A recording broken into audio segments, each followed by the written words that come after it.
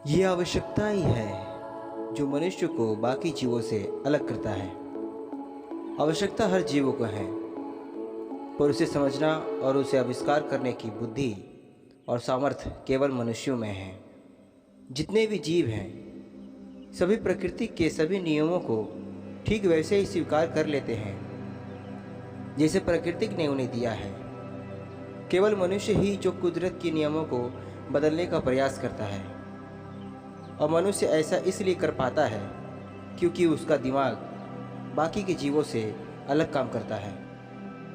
मनुष्य की ज़रूरतें जंगलों से शुरू हुई और चांद सितारों तक पहुंच गई।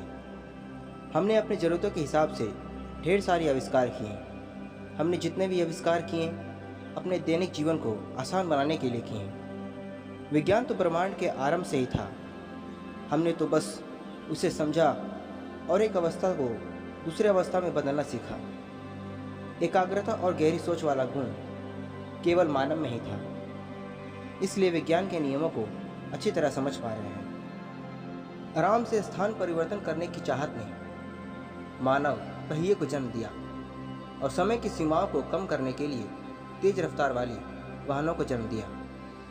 मौसम से बचने के लिए घर और वस्त्र का निर्माण हुआ। रोग बीमारी से बचने के लिए दवाओं का निर्माण किया। इन आवश्यकताओं ने मनुष्य को चांद, मंगल और सूर्य तक का सफ़र करवा दिया।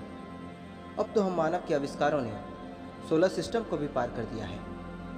पर पहले का मनुष्य और आज के मनुष्य में अंतर ये है, पहले के मनुष्य को ज़रूरतें थीं तो आविष्कार किया, लेकिन अब हम ज़रूरतों को भी स्वयं जन्म देते हैं और फिर उन ज़रूरतों को पूरा करने के लिए आविष्कार भी स्वयं करते हैं। यही कारण है हम मानव व्यस्त और अकेले होते जा रहे हैं। कुछ मनुष्य है अपने कम इच्छाओं को पूरा करते हैं, पर कुछ मनुष्य की इच्छाओं ने तो पूरे मानव जाति को एक नया मोड़ दे दिया है।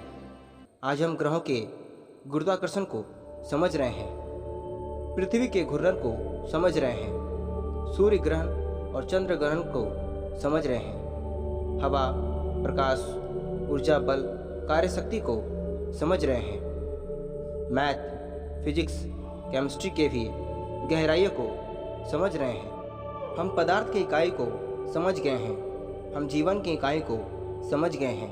कंप्यूटर और इंटरनेट तो संसार के सारे आविष्कार और नियम और सभी ज्ञान को मानो अपने अंदर समेटता जा रहा है। मशीनों के आविष्कार ने मनुष्यों की समस्या और परिश्रम को कम कर दिया है।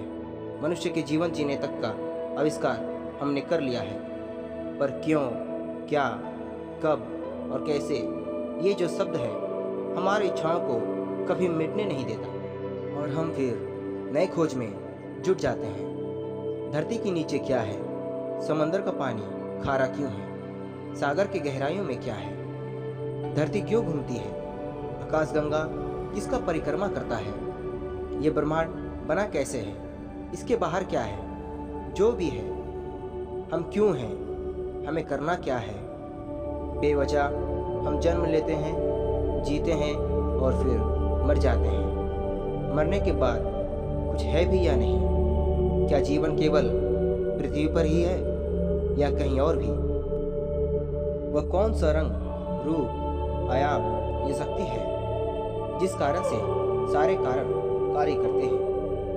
ये जानने की इच्छा मानव को सक्रिय करता है, हमें जीने की एक वजह देता है।